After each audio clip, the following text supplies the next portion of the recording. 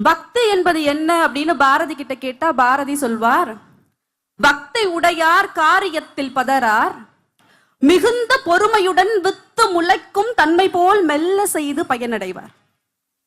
பக்தி உடையவர்கள் எப்படிப்பட்டவர்கள் தெரியுமா?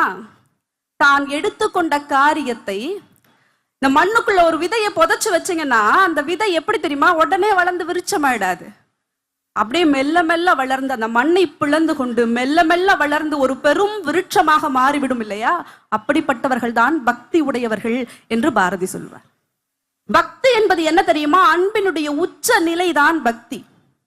இந்த தேசத்தின் மீது உங்களுக்கு பக்தி இருந்தா அது தேச பக்தி. வெறும் இறைவன் மீது இருக்கக்கூடிய பக்தி இல்ல. கணவன் மீது மனைவிற்கு இருக்கக்கூடிய பக்தியை பதி பக்தி என்கிறோம். குரு மீது மாணவனுக்கு இருக்கக்கூடிய பக்தியை குரு பக்தி என்கிறோம். இப்படி பக்தி என்பது பல பரிணாமங்களில் இருப்பது. இப்போ உங்களுக்கு ஒருத்தர் மேல அன்பு இருக்குன்னா அவங்களுக்கு தேவையானதெல்லாம் செய்வீங்க. ஆனா ஒரு பொருளின் மீது, தான் எடுத்துக்கொண்ட ஒரு காரியத்தின் மீது உங்களுக்கு பக்தி இருக்கிறது என்று சொன்னால் அந்த பக்திக்காக நீங்க என்ன வேணாலும் செய்வீங்க. அதுதான் பக்தி.